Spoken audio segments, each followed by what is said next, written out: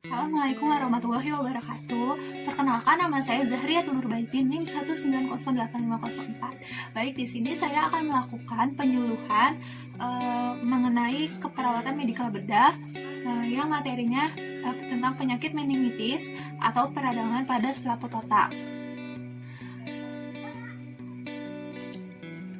Jadi penyuluhan yang akan saya bahas, yang pertama ada pengertian, kedua ada tanda dan gejala, ketiga ada faktor resiko, keempat ada bahayanya penyakit peradangan selaput otak, kelima ada upaya penanganan pada penyakit meningitis, keenam ada upaya pencegahan pada penyakit meningitis. Selanjutnya, pertama pengertian penyakit peradangan pada selaput otak. Jadi, meningitis adalah radang pada meningen atau membran atau selaput yang mengelilingi otak. Jadi meningitis ini peradangan yang terjadi di selaput otak. Nah, selaput itu tuh yang mengelilingi otak. Nah, ini tuh disebabkan oleh kuman seperti virus, bakteri, dan jamur. Peradangan sendiri merupakan cara kerja tubuh dalam melindungi diri dari benda asing, kuman, virus, bakteri, dan jamur, dan lain-lain. Meningitis ini merupakan infeksi akut dari meninges. Biasanya ditimbulkan oleh salah satu dari benda asing atau dari kuman. Meningitis dapat menyerang semua kelompok umur, meskipun pada kenyataannya kelompok umur yang paling rawan terkena penyakit ini adalah anak-anak, usia balita, dan dewasa atau orang tua. Lalu berikutnya ada tanda dan gejala pada penyakit peradangan selaput di otak. Tanda dan gejalanya pertama ada nyeri, seperti nyeri kepala, nyeri tenggorokan, lalu ada muntah, lalu ada denyut nadi lambat, dan pernapasan normal, lalu ada peningkatan tekanan darah, ada demam, ada beberapa penderita mengalami kejang. Lalu tanda gejala ini juga pada anak yang lebih tua dan dewasa dapat menjadi mudah tersinggung, linglung, dan sangat mengantuk. Jadi pada penyakit peradangan selaput otak ini juga bisa menyebabkan sangat mengantuk. Lalu adanya juga infeksi menyebabkan pembekakan jaringan di otak dan menghalangi aliran darah. Lalu ada pada anak-anak yang berusia sampai 2 tahun, penyakit peradangan biasanya menyebabkan kulit di atas ubun-ubun menjadi tegang dan ubun-ubun menonjol. Ini biasanya terjadi pada anak yang menderita hidrosefalus atau yang biasanya terjadi pada anak yang kepalanya sedikit besar. Lalu nomor selanjutnya, bayi yang berusia di bawah 1 tahun tidak mengalami demam, kejang pada tengkuk, rewel, susah makan, menangis terus-menerus, lemah, kebiasaan interaksi berkurang, dan ubun-ubun menonjol. Jadi pada umur 1 tahun tuh, pada bayi umur yang baru berusia 1 tahun, gejala-gejala atau tanda dan gejala yang telah disebutkan itu tidak ada, jadi belum terbaca pada bayi yang umur 1 tahun. Nah, pas umur 1 tahun lebih, apalagi waktu menginjak anak-anak berumur 22 tahun, tanda gejala pada penyakit peradangan selaput di otak ini baru terlihat. Selanjutnya kita masuk ke faktor risiko peradangan pada selaput otak. Nah, penyebab penyakit peradangan selaput otak apa aja sih? Nah, pertama ada bakteri. Nah, sebagian besar kasus meningitis pada neonatus disebabkan oleh kuman atau jamur dalam saluran melahirkan ibu. Pada anak berusia 6 bulan atau lebih biasanya mengalami flu dan sesak napas. Nah, ini kondisi ini terjadi. Lalu selain itu, meningitis juga disebabkan oleh bakteri yang bisa menyebabkan penyakit TB paru atau TBC. Lalu faktor risiko yang nomor 2 ada kuman atau virus. Seperti yang kalian ketahui,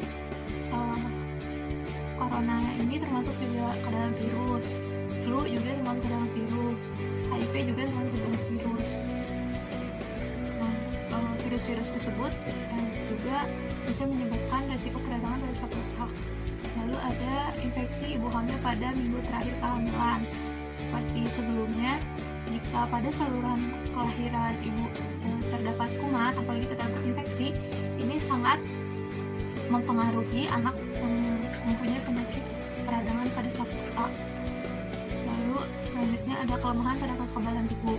Jika imun kita turun atau jika imun anak kurang dari seharusnya, virus dan kuman-kuman yang lain bisa mempengaruhi kesehatan anaknya.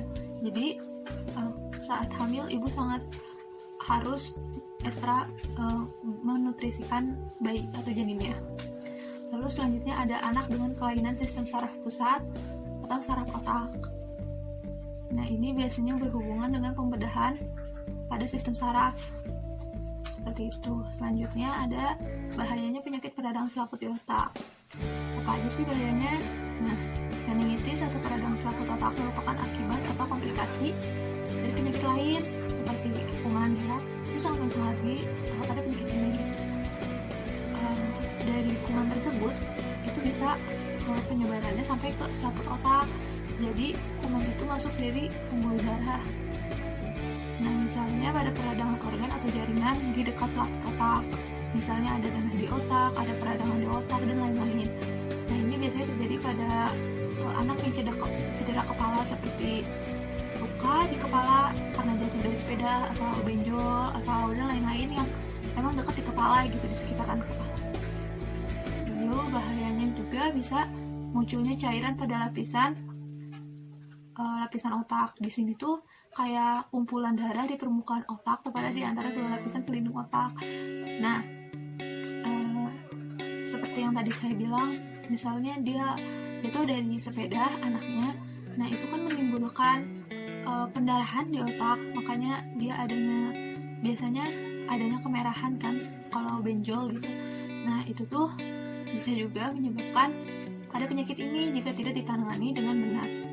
Lalu yang kedua bahayanya selanjutnya yaitu nanah di otak. Nah, nanah di otak terjadi apabila infeksi sudah menyebar ke otak karena penyakit peradangan selaput otak ini tidak mendapat pengobatan atau penata laksanaan yang tepat, seperti yang tadi saya bilang ya. Lalu yang ketiga ada hidrosefalus. Nah, hidrosefalus itu yaitu peradangan pada otak dapat merangsang kenaikan produksi cairan otak. Nah, cairan otak ini pada peradangan selaput otak lebih kental sehingga memungkinkan terjadinya sumbatan pada saluran otak yang menuju otak kecil. Nah, cairan tersebut akhirnya banyak tertahan di tengkorak. Nah, mengapa pada penyakit hidrosefalus atau anak yang berkepala besar itu kepalanya besar? Karena adanya cairan di dalam otaknya, yaitu terhambat tidak bisa keluar, yang menyebabkan kepalanya menjadi besar. Nah, pada anak yang mengidap hidrosefalus itu sangat memungkinkan mendapati penyakit ini, penyakit peradangan selaput otak atau meningitis. Lalu bahaya selanjutnya adanya epilepsi atau biasa disebut ayan. Ini adalah gangguan ketika aktivitas sel saraf di otak terganggu yang menyebabkan kejang. Epilepsi atau kejang dapat terjadi sebagai akibat dan kelainan genetik atau cedera otak yang dialami, seperti trauma atau stroke. Selama kejang, seseorang melakukan perilaku dan merasakan gejala dan sensasi abnormal. Jadi kadang-kadang termasuk kehilangan kesadaran juga, dan terdapat beberapa gejala, di antaranya kejang. Jadi pada penderita kejang ini itu biasanya kan disebabkan oleh saraf di otak yang memiliki ketidaknormalan. Nah, ini juga dapat menyebabkan penyakit peradangan selaput di otak jika tidak ditangani dengan tepat. Jadi jika ada yang menderita ayan, kita sebagai yang sudah memiliki ilmu harus tahu cara menyikapi atau cara bertindak kepada orang penderita kejang ini. Baik, kita lanjut. Selanjutnya ada serangan meningitis berulang. Kondisi ini terjadi karena pengobatan yang tidak tuntas atau kuman yang sudah kebal terhadap antibiotik atau obat-obatan yang digunakan untuk pengobatan. Jadi, contohnya virus, jika diberi obat yang sama, biasanya itu tidak mempan untuk menghilangkan virus di tubuhnya. Jadi, harus melakukan tindakan yang lain selain meminum obat, atau harus diteliti lagi penyakitnya, seperti itu. Itu karena virusnya udah kuat terhadap obat tersebut. Nah, itu menyebabkan serangan meningitis berulang, jadi tidak sembuh gitu. Selanjutnya ada penanganan pada penyakit peradangan selaput otak. Nah, yang pertama itu penanganan pada saat badan panas. Apa sih penanganan yang akan kita lakukan pada anak yang jika badannya panas. Yang pertama, beri kompres hangat. Yang kedua, berikan banyak minum. Yang ketiga, berikan pakaian tipis. Kenapa pakaian tipis? Dikarenakan kalau bisa yang menyerap keringat juga, dikarenakan jika pakaiannya tebal itu kan ngap supaya pasiennya, nah itu juga tidak bagus. Sedangkan kalau tipis dan menyerap keringat itu sangat bagus. Diusahakan anak jangan sampai basah kulitnya, harus selalu kering. Selanjutnya itu agar panasnya cepat hilang, makanya harus pakai pakaian yang tipis dan menyerap keringat. Selanjutnya ada jangan dikerumuni banyak orang. Kenapa jangan dikerumuni? Karena kan sesak ya, udara itu kan berbagi kepada yang lain. Jadi kita tuh harus memberi ruang kepada anak jika mengalami demam. Selanjutnya buka jendela untuk memudahkan udara masuk ke ruangan biar tidak ngap. Jadi kita harus membuka jendela biar ruangannya tidak ngap. Selanjutnya berikan obat penurun panas sesuai anjuran dokter. Biasanya suka diberi obat paracetamol, tapi kalau kamu punya indikasi yang lain, emang lebih baiknya kita ke dokter terlebih dahulu. Selanjutnya ada penanganan pada penyakit peradang selaput otak. Nah, di sini penanganannya pada saat penderita kejang. Yang pertama yang harus kita lakukan yaitu baringkan anak pada tempat yang rata. Lalu kepala dimiringkan dan pasangkan genggam sendok yang dibungkus kain atau sapu tangan bersih dalam mulutnya dengan tujuan untuk mencegah lidah tergigit. Lalu buka baju anak, longgarkan pakaian yang mengganggu pernapasan seperti berita, misalnya pada bayi yang masih menggunakan berita. Jika mengalami kejang, lebih baik beritanya dilepas lebih dulu. Lalu yang ketiga, singkirkan benda-benda sekitar penderita. Karena dia mengalami kejang, jadi dipastikan tidak ada benda tajam dan yang menghalangi juga. Tujuannya untuk tidak melukai penderita yang mengalami kejang. Selanjutnya, jangan memberikan minum atau makanan apapun pada anak saat kejang. Kenapa tidak boleh? Dikarenakan dia tidak bisa mengontrol nelan itu. Jadi dikhawatirkan bukannya masuk ke pencernaan, makanan dan air minum itu masuk ke paru-paru. Jadi lebih baik jangan diberikan makan dan minum pada saat kejang. Lalu selanjutnya, bila badan panas berikan kompres hangat. Caranya sama seperti yang tadi. Lalu selanjutnya, bila tindakan kejang belum berhenti, segera bawa anak ke dokter atau rumah sakit. Kalau emang tidak bisa menangani orang yang mengalami kejang, lebih baik kita bawa kepada orang yang lebih ahli. Selanjutnya, ada pencegahan pada penyakit peradangan selaput otak. Yang pertama, meningkatkan kebersihan. Karena penyebabnya yaitu kuman, jadi kita harus bersih lingkungannya untuk mencegah penyakit ini. Yang kedua, menutup hidung saat bersin atau batuk.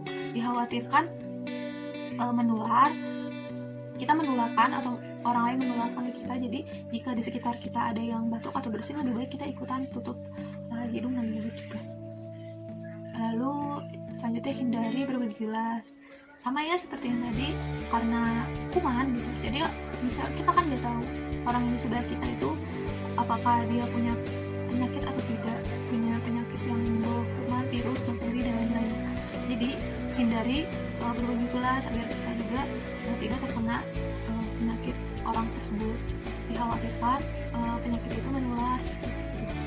Selanjutnya, mencuci tangan yang benar dengan sabun untuk menghilangkan kuman. Jadi kita juga harus cuci tangan yang baik dan benar. Kan ada prosedurnya 6 langkah cuci tangan yang baik dan benar, lebih baik diikuti. Harus menggunakan sabun agar kumannya hilang dari tangan. Jika menggunakan air saja, kuman tidak hilang di tangan, jadi harus pakai sabun. Selanjutnya, gunakanlah antibiotik saat bersama dengan orang-orang terjangkit virus, bakteri, dan jamur. Jadi kita juga harus menggunakan antibiotik. Misalnya kita ingin menjenguk teman kita, tapi dia memiliki penyakit yang menular, penyakit virus atau bakteri atau kuman yang lain-lain, ya kita lebih baik gunakan antibiotik seperti vitamin sebelum ke sana. Harus sehat kitanya biar tidak tertular. Seperti itu untuk pencegahannya. Sekian dari saya. Sampai sini saja penjelasan tentang penyakit meningitis pada anak. Maaf bila ada salah kata atau ucapan yang salah. Assalamualaikum warahmatullahi wabarakatuh.